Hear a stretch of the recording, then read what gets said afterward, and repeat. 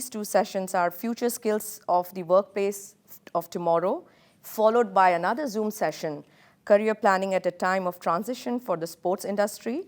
And these two sessions are being developed in collaboration with Global Sports. And the first session will be moderated by Lloyd, who is the CEO of Global Sport. And the second session will be introduced by Lloyd himself, which will be moderated by Mr. Alex Kinesh. So a little bit about the first session. Mr. Lloyd has over 20 years experience in the international sports industry, particularly in Europe, Middle East, and Asia. He has worked with some high-profile businesses and people in the international business of sport. He launched Global Sports Jobs in early 2011 to provide a cost-effective, technology-based solution to attract a broader and more diverse range of talent to the international marketplace. We welcome Mr. Lloyd to present his session on the future skills of the workplace of tomorrow. Floor is yours. For that very kind and generous introduction. I hope you can all hear me. And yes, we're here to talk about the future skills for the workplace of tomorrow, which to my best of my knowledge, I haven't heard that topic being discussed openly before anywhere around the world. I might stand corrected, but I don't think it's been discussed with a particular reference to the sports industry. So I'm really, really excited about this session today. And I'm really grateful to the guests that we have on this session, of which I will introduce you to in a second. This session today really is talking about what skills are likely to be required as the industry and as the global industry, not just the sports industry, evolves. So we're going to spend an hour talking about that today, and then I'll introduce you to Alex a bit later, and there will be a session on careers and career development. So without further ado, let's kick this session off. As I said, I'm really excited. I'd like to first of all introduce you to my three guests. We first of all have Natacha Schauenburg, who is Director of People and Infrastructure at Infront Sports and Media, based in Switzerland. Thank you very much, Natacha, for joining us today. As I understand it, at Infront, you're looking after over 1,000 people across 43 different countries. So you really are sort of looking internationally at the skills, the future skills requirements and the skills gaps that you have in your organization. And as the sports industry evolves, what skills you will need to fill to ensure that you're able to deliver against your objectives.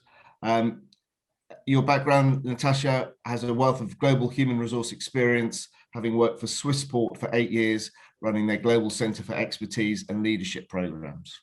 So welcome, Natacha. Thank you very much for joining us. Thank you for having me. Thank you. We have Rigas Hadzilacos. I can't see Rigas on my screen, but I'm sure he's there. Good morning, Rigas. Welcome to this session, and thank you also very much for joining us. Rigas is an international expert on the future of work. Anything that you need to know about the future of work, Rigas is your man. He led the World Economic Forum's initiative on preparing for the future of work, including numerous relevant publications. And he currently heads up the Greek Closing the Skills Gap Accelerator, based, clearly in Greece, but Rigas, I believe, is based in Switzerland. So thank you, Rigas, and very much looking forward to your contribution today. Thank you, Will. And thirdly, Ahmed Abbassi. Ahmed is Executive Director of Competitions and Football Development at the Qatar Stars League. Ahmed will be very much looking at the local market for us, or representing the local market for us in terms of future skills. And Ahmed has been very much designing and leading strategies together with the team to achieve Qatar Stars League and to a certain extent the Qatar Football Association's ambitious vision and targets. Ahmed was also director of national teams and part of the winning winning team that brought the Gulf Cup in 2014 and the Asian Cup in 2019. So welcome, Ahmed, and thank you very much for joining us today, and look forward to your contribution to this setup. Thank you. Good, thank you, Ahmed. Right, let's start this session. And as I said, I'm super excited. Just a few housekeeping points. You're positively encouraged to interact. I believe there is a translation button between Arabic and English. So please use that button should you so wish, but please pose any questions. We have a second moderator behind the scenes who will be fielding those questions, and I'll try and integrate those questions into this session as and when I can. I'm not sure that we're going to be able to answer all questions, but I'll try and pick out the most relevant ones and the ones that I think will be most useful to our audience. Okay, so I'm going to set the scene. Okay, this is what I'm about to say was delivered in a very significant market report around industry. And I think before we start, it's important to recognize that a lot of what we discuss at the moment is happening outside of the sports industry rather than inside the sports industry. And I want to make sure that what we achieve today is to try and bring some clarity and parity between the global marketplace and the sports marketplace. But so this is referencing the global marketplace.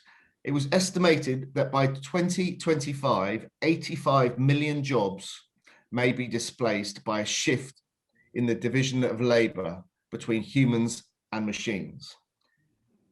85 million jobs will be displaced by a shift in the division of labor between humans and machines, while 97 million new roles may emerge that are now more adapted to the new division of labor between humans, machines, and algorithms. That is one mega statement in my eyes from someone that deals with talent on a day-to-day basis. I'm going to start by bringing in Rigas to share with us his perspective on what we're calling the fourth industrial revolution. What is the fourth industrial revolution, Rigas, and what are the key components and the skills challenges to our industry today? Thanks, Will, and thanks for referencing a report from our work with the World Economic Forum. So you're putting me on the spots on the numbers. Don't hold me to them necessarily, but I think let's start with the fourth industrial revolution, and we'll get to these numbers as well. So what we call the fourth industrial revolution is the various different technologies that are coming together post the internet, if you want, which was the third industrial revolution, and it changed a lot of the ways that the industry had to function, but also society in many ways. So we're seeing now a lot of new technologies like machine learning and other aspects of artificial intelligence, autonomous systems, robotics, drones, artificial augmented reality and virtual reality, and many other, even in the health spaces. A lot of new technologies, a lot of them based on digital, but are now post-digital, are coming together and completely changing a lot of things, but including the business models and the way that industry works. This, for many years, we have been expecting it to have a huge impact on the labor market, and it has had already through the early stages of robotics, changed a lot of the manual labor market, if you want. Now we're seeing it changing a lot of the services of the white collar, if you want, labor market as well, taking over jobs that used to be done by people. And also we are seeing it accelerate a lot through COVID.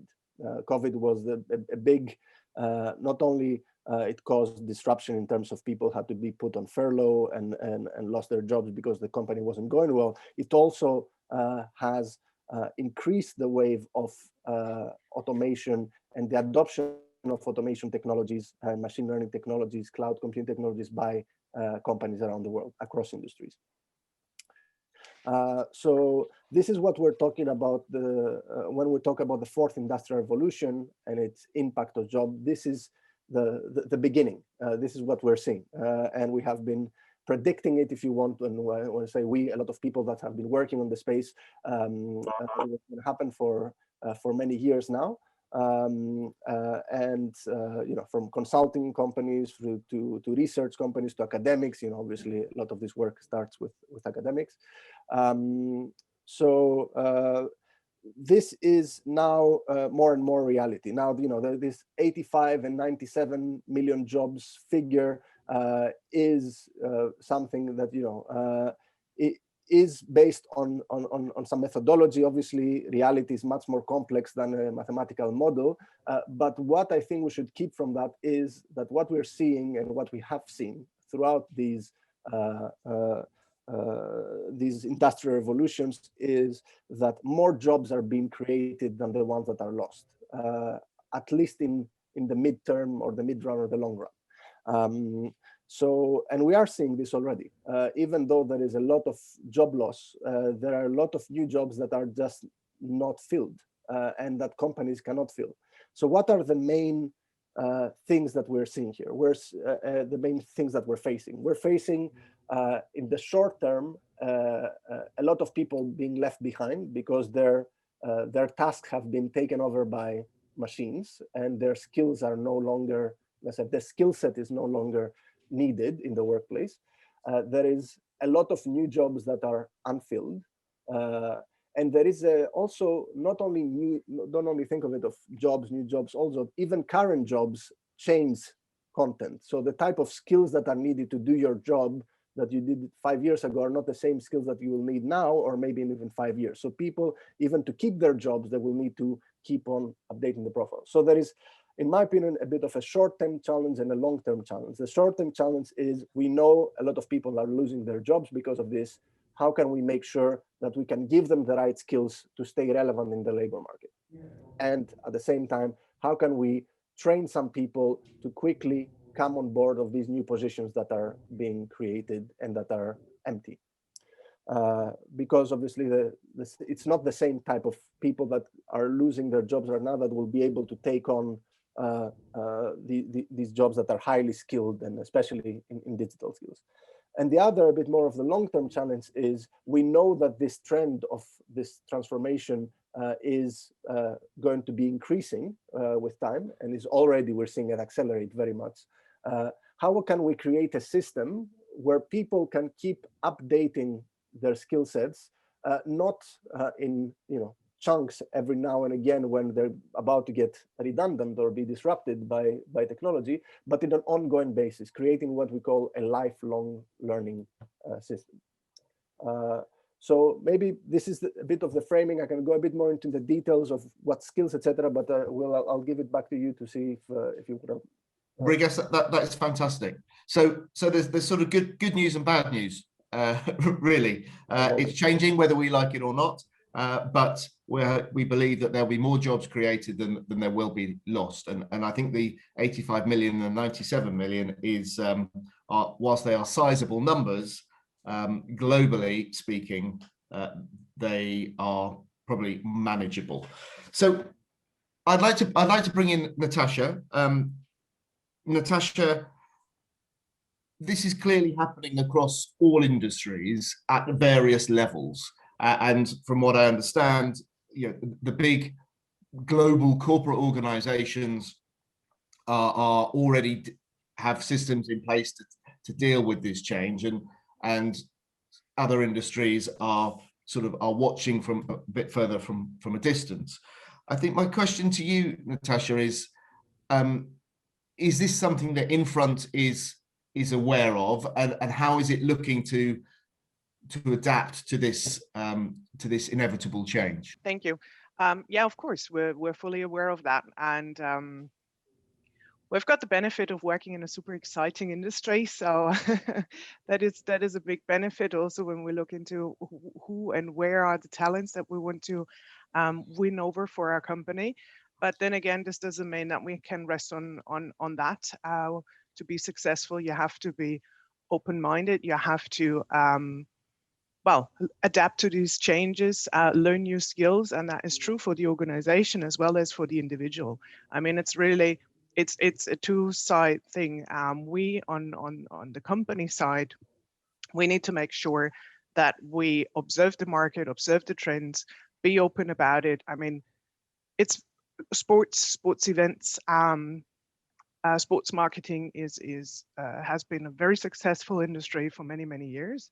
But also the notion of sports change, and we need to make sure that we see the business opportunities, that we move into the business opportunities that the whole digitalization brings, also to find the right people who bring those skills to the organization if we don't have them yet, to build them up within our existing workforce, but also to recruit that in. So we need to be on our toes to make sure that we really find the talents and really make sure that at the same time we also stay attractive as an employer for them. Absolutely, and forgive me if I've got this wrong, but Infront are very much at the forefront of leading some of the ideas around the fourth industrial revolution. You now have an esports department, and clearly esports is very much being driven by technology and innovation and digitalization. And just quickly sort of share what's happening for you from Infront in that space, and Christian as well is sort of moving into those areas. Just for the benefit of the audience, in terms of new jobs that are being created in this space. What does that look like? Yeah, the whole space of digital, and we have merged our lab, which is working with startup companies, bringing in new digital experience with the Infront X, or IX, which is looking into apps and attractive fan attracting tools that we have. And then on the other hand, there's also esports. So there are all different areas and pockets in the digital arena that we're looking into. Esports is maybe something that a classical athlete is at the first step is like, is that considered sport?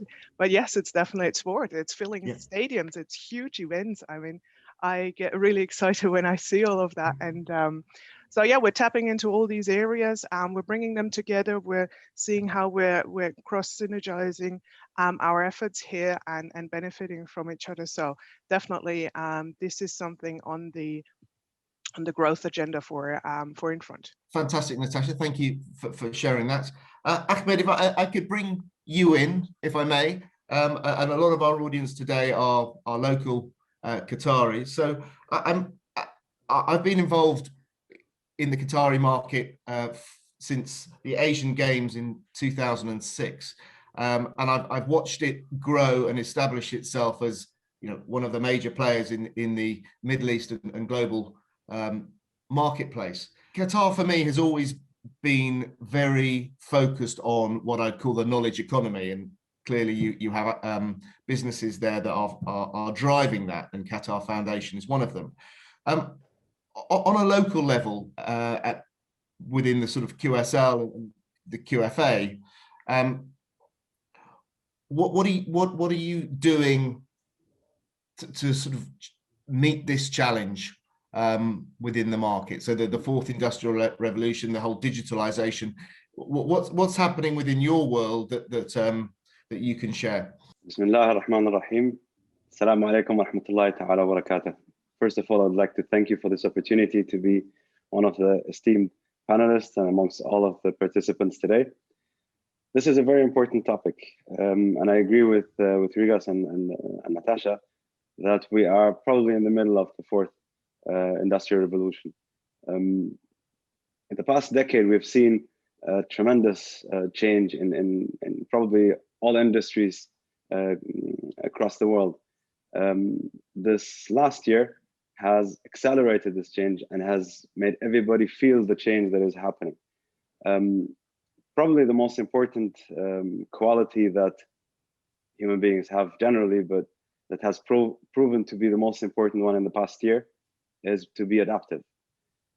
What does it mean to be adaptive? To be adaptive means that You need to understand the changes. You need to understand the obstacles. You need to understand what is going to happen and how you can be flexible with your methods in order to deliver whatever you want to deliver and reach the objectives that you want to reach. From a sports lens, basically it means that you need to be Muhammad Ali on the ring. It means that you need to understand when the hit is going to come, which hand is going to try to hit you, how you can avoid this hit, how can you react to that the strongest possible way so that you can win the fight. And I think in the future, this is going to be probably the most important skill for young talents to succeed. The second skill that I believe is going to be more and more important is the mindset to do whatever it takes. And although it sounds very philosophic and very easy, I believe that because of the technology, because of the digital transformation in the past decade, we have had simplified life. So the digital transformation has made our lives easier. For the older people, it's something new. They've seen how life is without technology, so they're capable of adapting to do some efforts themselves. But the new generation is very much relying on the technology, and I think it's going to be very important that in the future, the new generations, the younger generation who are heavily relying on technology, are also capable of doing amazing work without the technology, and this mindset of doing whatever it takes has helped us through this crisis to go all the way with the goal not only to do our best or to go the easy way, but to find a way to finalize this. The way we handle change in general in the country. You have to understand that in the past 2.5 decades, Qatar has gone through a transformation and by itself, in parallel to the digital transformation of the world. And this makes it easier for us to embrace change, to embrace new technologies, to embrace trying something new. For instance, now hosting the first carbon neutral World Cup, which nobody else has ever tried before, because we have this mentality of embracing change. And I think although we have Qatar Foundation, Qatar University, HEC, Jussur Institute, Stanton University, Aberdeen University, and many more that builds our knowledge economy. The biggest driver for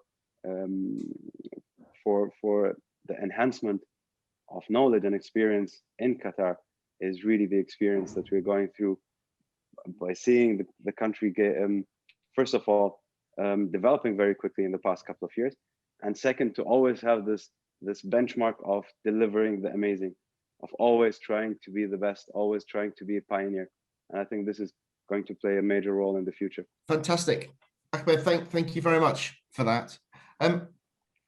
Rigas, I'm going to bring this back to you, if I may. And clearly there's a short-term challenge that it has arisen from the fourth industrial revolution, which, as you said earlier, is around skilling and reskilling. And then there's a longer-term challenge in supporting the ecosystem to be more adaptive and provide lifelong learning opportunities. From the research that you have carried out,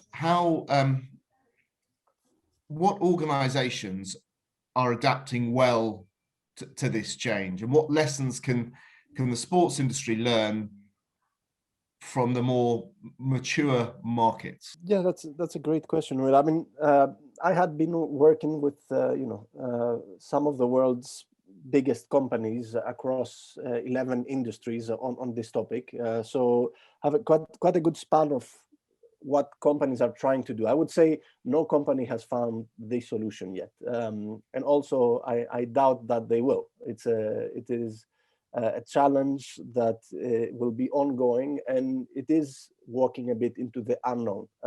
However, I would say there are a number of things. First of all, I think companies are doing well. Companies that have accepted that this is the reality and that have the vision to say, yes, this is the reality, and we need to prepare for it. Usually, I would say this comes from the top. I would say I haven't seen yet a company where this was designed somewhere in the middle. Usually the CEO, the chairman, is a visionary enough to say, okay, this is a big transformation. I need to make sure that we invest as a company in the future of our workforce to ensure that we are able to have the right talent. This is one part. The other part then is to put resources behind what traditionally has been called learning and development part of the institution, but in a more innovative way. A lot of companies are trying to put resources behind training, but then nobody takes this training. So back to Natacha's point, it's a two-way street. You need to think of it as a two. It's not like, oh, here is some trainings, go do them. People need to understand all of this transformation. So a lot of companies that have put resources behind helping people understand this transformation and why they need to train and where they need to train, and how does that make sense for their careers, for their livelihoods, giving time to people to train, right? This is what the number one factor of people not training is they don't have time for it, right? They do their shift at work, then they have to go at home, they have kids, they have lives to take care of. So innovative companies are designing training as part of the job. So people need to be working. They have also, a lot of these companies have identified, because this is a good question. If we're saying that things are changing all the time, what are you preparing people for? If we're saying that we're changing skills all the time, then does it even make sense to give people skills because they will have changed? So they have identified some skills, and we have helped them through our work. When I say we, a lot of people around the world that are doing research on this topic, to identify what are those skills that will be needed regardless. And both Natacha and Ahmed mentioned some of them. I think key one is the ability and the skill to learn itself is a key one. And going back to the adaptiveness that Ahmed said, this is part of it. Another one is a lot of them are what we call soft skills, right, or human skills. Grit, that also Ahmed touched upon it in a different way. The ability to persevere in one's objectives regardless of what happens and to find new ways. So this is key. Teamwork. We know the future is much more collaborative. Creativity, innovation, things that a lot of people believe that machines will not be able to do. Some people believe that will take just too long, so we don't need to prepare for that yet. So these are one bunch of skills that they're focusing on, and the other one is on digital skills. So having the foundational digital skills across an organization, and then picking pockets within the organization where they need to be expert on some technology and giving them the ability to take on the skills and understand why they need them and where this will take them. So a lot of these companies, I would say a lot of them are in consumer-facing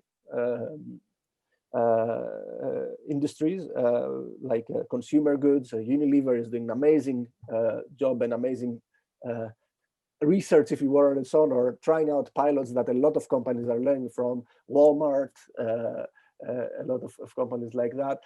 But even in more traditional industries, like in aerospace, Airbus has been doing great. And even in the region, Saudi Aramco is a leader in the oil and gas sector in terms of the investment they put in learning and development and reskilling and upskilling and thinking of it in a more forward-looking way. So this is from the company side. There is also the government side I can talk to, but maybe I'll stop here. We'll come back. We'll come back to that. I think what you're saying there, Rigas, is that the bigger organizations, the more established organizations in more established industries are leading the way in terms of how they are shaping the future, and their learning and development programs are very progressive. And at times, I think, and certainly from my experience in the sports industry, the younger generation shouldn't necessarily be so focused on driving their career through sports.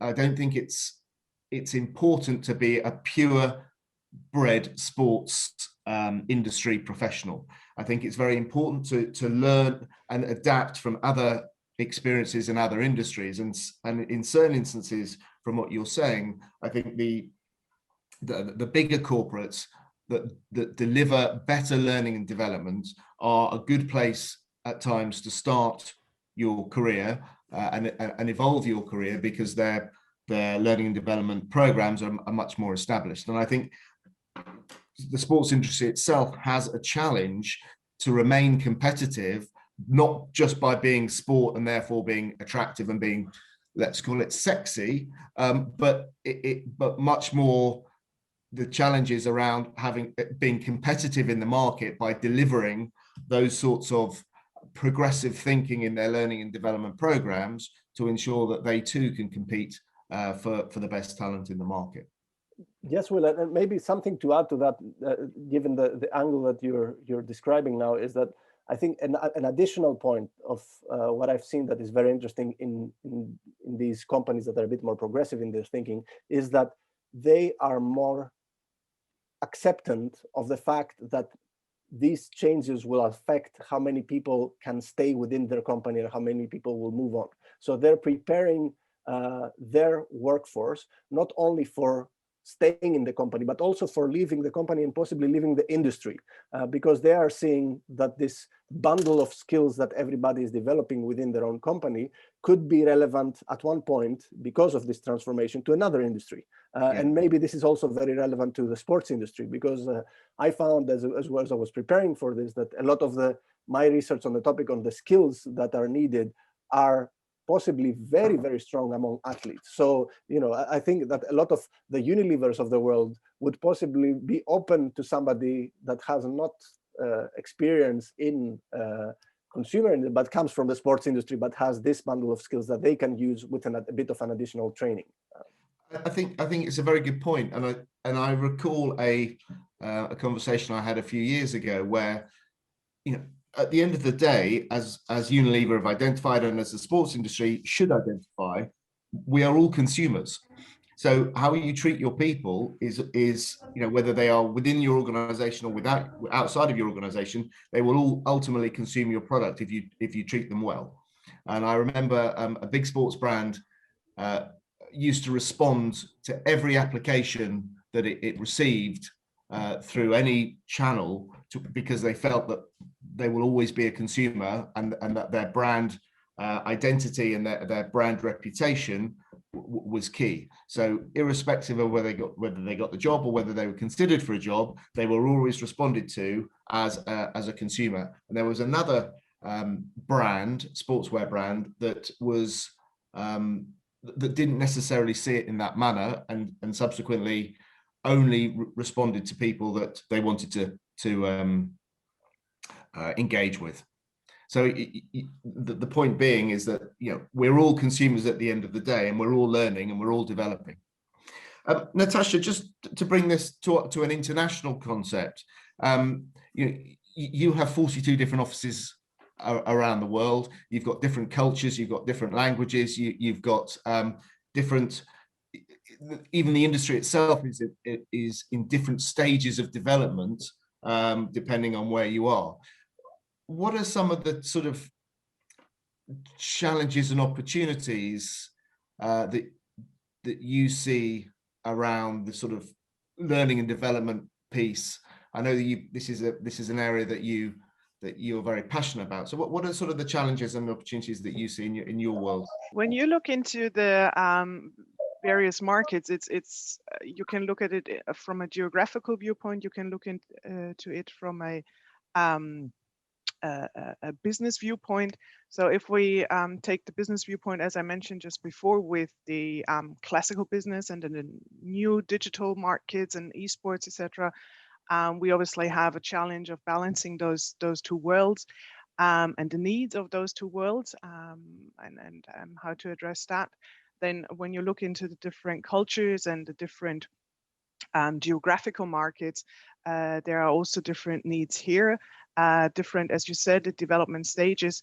So one thing that we definitely do is in order to address that is to work with our global workforce.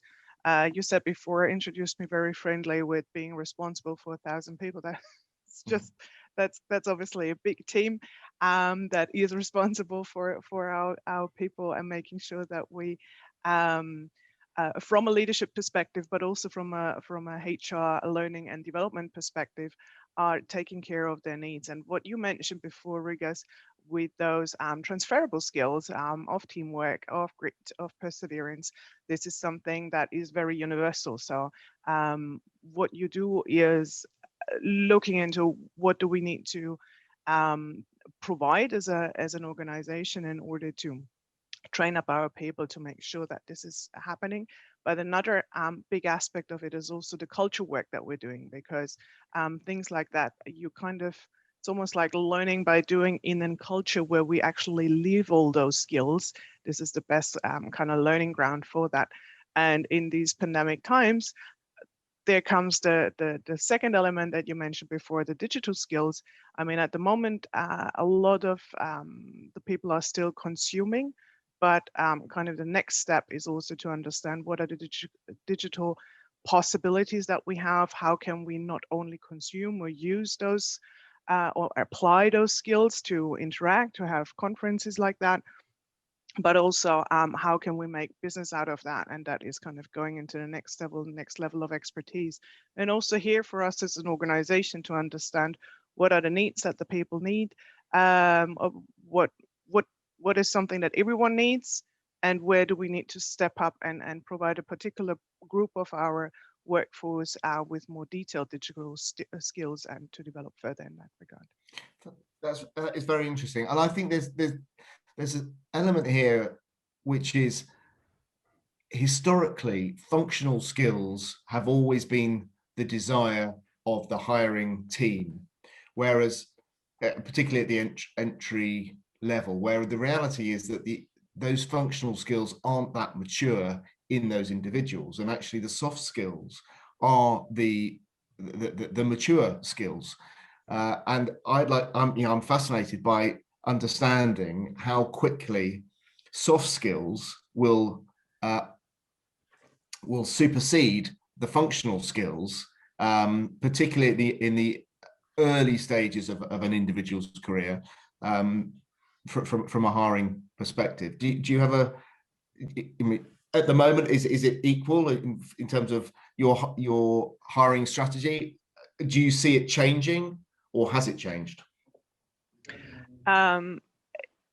It is probably at an equal, when you really talk about entry level, and this is obviously the majority of our audience here, well, you actually hire for potential, because you can't draw on a big thing of experience, but you want to have those passionate, eager, open-minded people who are coming with that willingness to learn, willingness to develop, see new things, and bring in everything that they have learned in terms of skills from an academic viewpoint. They want to bring that to the workplace, and so I think obviously whatever you can bring in terms of a traineeship or something like that is a plus, but really having the right mindset, the willingness, the passion to succeed and to learn is something that we're looking for, especially in our new hires. It's interesting. Well, I think Confucius was quoted earlier, and I'm not sure this is a Confucius quote. I mean, he was a clever man, but I'm not sure he was this clever. But there is a quote kicking around that people should hire for attitude and train for skill. And I think, as the fourth industrial revolution, Rigas, continues to evolve and gather pace, maybe that quote becomes more prevalent than ever. Ahmed, just to sort of bring you into the picture, you've been involved in the Qatar sports industry for quite some time. How do you see the attitude from a skills and talent perspective shifting from functional expertise to soft skills expertise. Do you see that that is something that is becoming more prevalent, or do you still think that there is a desire to hire for functional expertise? Of course, in the sports industry, we have always relied on the technical eye, on muscle, but part of it has been replaced by technology, and I will give you a couple of examples. So, in the past, a coach and his assistants would heavily rely on their analysis of performance by evaluating what they think is good and bad. Through technology, we can now have numbers that can instantly, during a match, give you some information that gives you some kind of competitive advantage, or even can prevent injuries or loss. So it can show you some weaknesses that you have. It can show you some areas where you can use the weakness of your opponents to score goals. And all of this was not possible in the past. Or in the past, you would have needed to have a team behind the bench who works on that, and was probably not as efficient as technology today. Another example is scouting, which was a job that was done by passionate people all around the world, in areas where nobody would watch football under heavy rain, and not paid very well. And all of these jobs, many of them are now not needed anymore. And the reason for that is technology. It's because you can get any match from anywhere in the world through lots of platforms. You can get analysis on players that are not playing professional, and all of this has shifted the industry immensely. How is it going to be in the future? Well, as the fourth industrial revolution has now, or makes us now rely less on muscle power and more on creativity and brain power. I really hope that in my lifetime I will never have to witness professional football being e-sports, as they call it. I don't like to call it e-sports, I call it e-gaming. I hope this will never be replaced fully, but we see the importance of it evolving faster and faster. I think, again, this is something where the industry has to be adaptive. It doesn't mean that we adapt to the new world with technology only. It means that we can connect the youth and promote the sports and the football, and generate new revenues for football clubs, for the society, for new programs through e-gaming. And I think this is the trend that is coming up in the future. What we need to understand in terms of new talents in the future is that you need to be equipped to understand the future trends. So it's easy to say today that, yes, you can study online and you can work from home, because we have all witnessed it last year. But for the past 10, 15 years, you've had lots of scientists saying that this is even better than and more efficient than studying in school. Some have different theories on a 4-day working week and working from home. So this is not something new, but because we witnessed it, we now understand that it is possible. It is possible. But I think the people that are going to make a difference in the future are those who will understand it happening before it happens. And I think this is a quality that is rare, but it's going to be more and more important in the future. It's very, very well put, Ahmed. Thank you for that. And I think that sort of brings me on to another question I'm desperate to ask you, which is, first of all, best of luck in 2022 for the World Cup. We're all very, very excited about that. And if that wasn't enough, you're also bidding for the Asian Cup in 2027. Now, in light of what you've just said,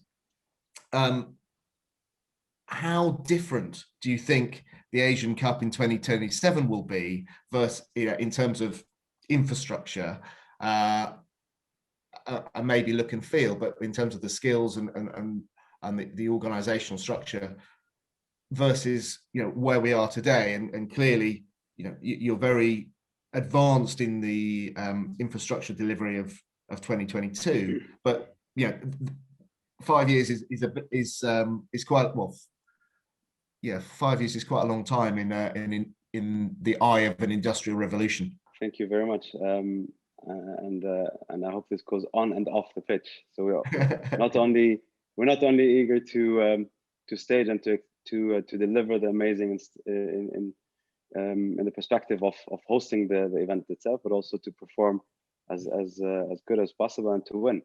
And it is all about winning those objectives in the past 12 years. So the FIFA World Cup, hosting the FIFA World Cup in 2022 has been a catalyst for the country. And that is not only for the facilities and the infrastructure and in the experience of hosting the events, but it's also in the mentality always to be up front and to deliver the amazing in whatever we do. If it's about delivering a pizza or hosting the FIFA World Cup, it is all about these standards that we want to achieve. And I think this is not going to change from now until 2027, because this has now become part of our culture, and this is something that we are transferring to the culture of our children, and we hope that they will excel in doing that. Having said that, it's a lot of pressure for us, of course, to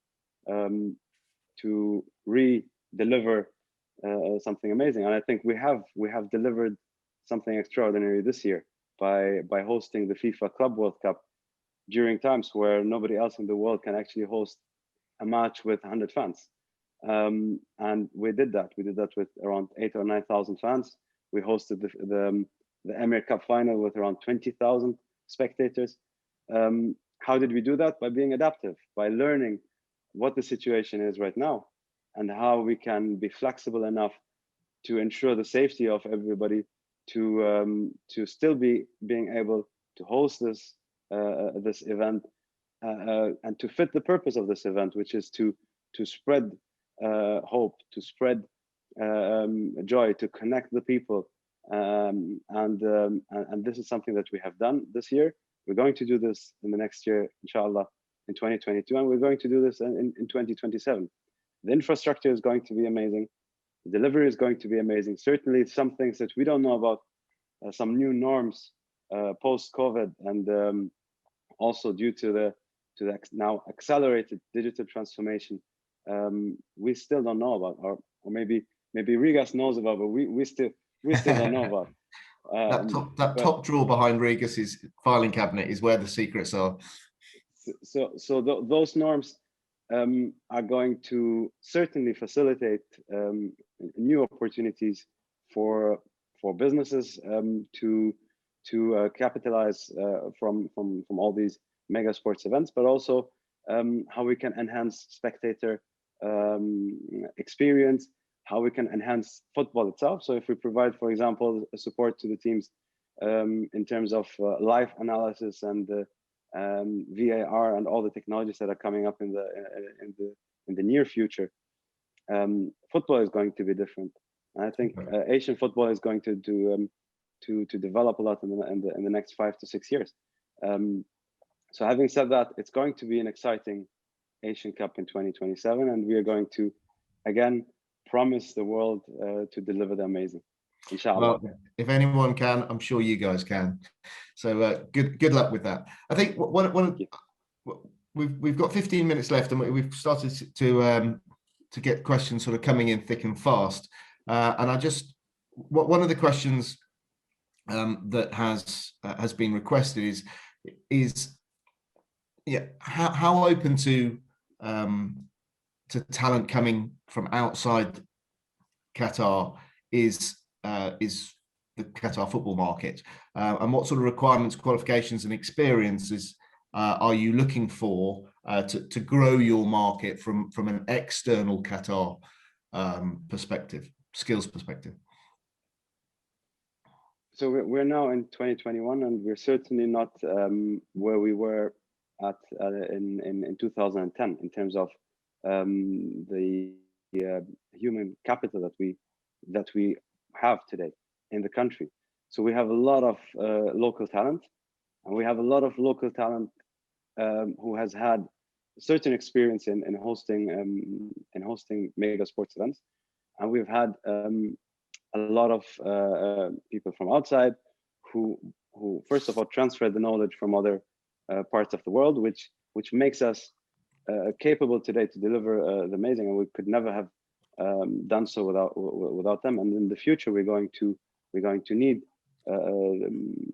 more and more of these experts, but we need also those who can inspire and drive our local talents to push them to the next level, and to be the next pioneers, and to be those who can inspire others in the world to host mega sports events in a sustainable way. Okay, makes sense. Thank you, Rigas. I'm going to come back to you with sort of one of my last questions. Is clearly you've done a huge amount of research on this fourth industrial revolution, and we have a very energized audience in front of us that are keen and eager to develop their careers both in sport and in Qatar and possibly the region, and maybe slightly further afield.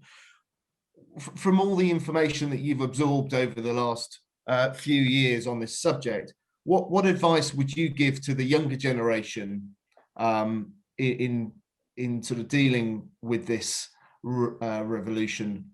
How much time do we have? No, but I mean, we have 2 minutes, I suppose. In 2 minutes, in a nutshell, from an employment perspective, right? Because there is a lot of the fourth industrial revolution impact that is not necessarily employment related, but I would say changing the mindset from I study, I go to school, I study, I work, and I retire, to something that is a bit more of I study, I work, I study something else, I work somewhere different, I study something, I start something on my own, and then I move on. This mentality is huge, because this is the type of mentality employers are already and will be more and more looking for. So the learning, the growth mindset, as Microsoft has called it, is huge. Second would be that any type of investment in data analytics, data science, digital literacy will be a good investment to make. So we know that across industries, regardless if we won't be having e-football, but we will have football as well. The digital technologies aspect behind the whole infrastructure, and the analytics of the football, and the advice that will go maybe into coaching, in management, etc. All of this will be based on data more and more, and based on digital technology. So the more literate they are, the better. This would be the two key things. And the third bit, especially for people that are working in the industry, from the athletes side, or even from the management side, is don't underestimate the type of skills you have and how relevant they can be for different industries. And with a bit of reskilling on hard skills of specific industries and learning about them, you could potentially more and more easily transfer at one point to something else that might be of interest to you. Interesting. Ahmed, you have something to say on that? Yes, I have a question for Rigas. Ah, there you go. Okay, so we all agree that we're in the middle of the fourth industrial revolution, heavily relying on technology, and this is evolving more and more now, quicker through COVID and the pandemic. Don't you think that at some point there will be a a tipping point, and this may be after 20, 30 years, 40 years, who knows. And as we are seeing it right now in terms of environmental sustainability, this is now becoming more and more important, going back to basics, back to nature, back to doing good for the planet instead of harm. Don't you think that at one point there will be a tipping point when it comes to using technology and relying on technology, and after that we may rely on muscle skills back as we used to know it before, and this will be the new niche? It's a very, very interesting question, Ahmed. I tend to think that except for if something happens, and it very well could be, the history of the world is, there is a trend and then something happens. But let's say, looking at the trend, humanity doesn't tend to get rid of the tools that are helping it grow. I think what I would say is that I feel more and more, and already we're seeing this technological revolution will be tailored to a green revolution, and will be going into technologies that are powerful, but they are sustainable, that are helping human beings be more sustainable and be able to allow their other ecosystem beyond the human beings to thrive as well, and to go there. And I can see also, and we're already seeing, a big wave of people that are not necessarily liking this influx of technology in their daily life, or they get too much, and they move back to, they go back to the roots, back to nature, back to non-technology. This is also a wave, but I doubt that this will be the predominant wave. I think this will be possibly a strong minority, like in the 60s again, or in the 70s, where people need a breathing room from all of this change and need to find their calm and their connection to nature. But I don't think, these tools help us live a better life at the end of the day, even though we're destroying the planet. We need to fix that part. It's a big part. But this kind of route that we have been taking the last decades help us live a better life. And it's very difficult, I think, for human beings to say, you know what, it's let's not do it anymore. I wouldn't mind your I don't know if it's a dystopia or utopia. I'm with you there. But my predictive powers, as long as this trend is happening, would say I would bet on technology increasing but becoming more green. Thank you. Good question, Ahmed. Thank you, and thank you, Rigas. Natacha, not a huge amount of time left, but I'm interested. There's another question that's come in, and I'm gonna put this to you, if I may, Natacha. Is what advice for sports management graduates regarding what step to take next? Where can I focus more in to deliver the best for the country's sport, for the country's sports as a person? What skills are you expecting from us to deliver to you? I mean, that's a pretty open-ended question there, and I think maybe that if I could frame that question slightly differently, my question is, Natacha, we've talked at length today at what sort of soft skills and functional skills people need, what is happening as an impact of the fourth industrial revolution. From your perspective, Natacha, what advice would you give to the younger generation in dealing with this challenge? Yeah, I think a very important one, and obviously it's the most burning one for the audience. It's like, what do you need me to do? So I can come to you. First of all, stay positive. I mean, you're the next generation, so the future is yours. Full stop. That's for sure. That's another quote. Fantastic. No, but what can we say? I think what has been said throughout this panel, keep learning, never stop learning. Don't think that you're studying something now and then you'll have like this full backpack and then you can go and just do a job forever and then you retire. I mean, we all need to learn, and we need to embrace the thought and the change that new things are happening. They're happening at a faster pace. And what I really liked about the discussion as it happened right now is like and also not to just focus on digital. So I need to now digitalize my entire world and become a techie or something like that. There are a lot of jobs where you have to have like a digital base, of course, but it's not replacing. I mean, esports will, or e-gaming will never replace the classical football muscle on the ground, but it will be additive to it. So I don't see that kind of being the old world and the new world, and the old world ceases to exist. I think that coming together and then looking into the green aspect, that will also be a part that will come in there together. And as Ahmed said before, as like be open, take on those skills, and once in a while take a step back and try to see through that. And maybe it's like, how about if I combine these two things and maybe something totally new opens up? But at the same time, I mean, we've got the workforce that is in place right now. They have a wealth of experience. At the end of the day, it comes down to, as you said, Ahmed, to delivering the best quality of events, the best quality of productions, and that needs also a very particular skill. And I think if we understand how we bring all of that together, and kind of take on and learn new tools as we go through our lives, as we go through our careers, I think this is the best advice. Again, it sounds a little bit philosophical, but that is probably the best advice that I could give to the younger generation.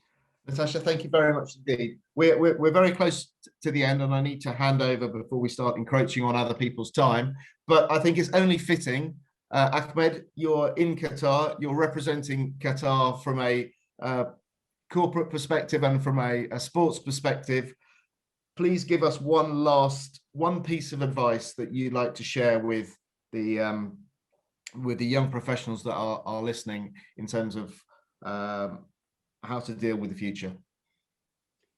I think if there was one advice only to the next generation, is that know why you do what you do. Know your life purpose and keep that connected to whatever you're doing. And if that is not connected to your job, then don't do it. Don't go there. Don't do this interview. And when you go do an interview, ask them why they do what they do.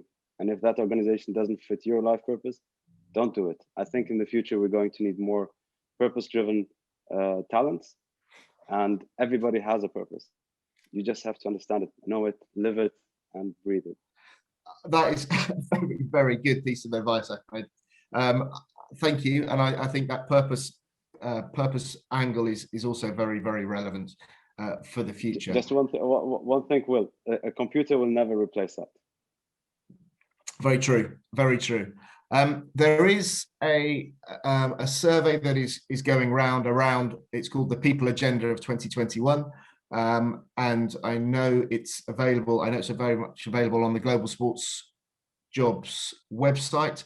I think this will help shape our future in terms of what the people want. So I would encourage everybody and anybody to in the sports industry to fill that in, because that is going to help organizations with some of the challenges that we've identified today.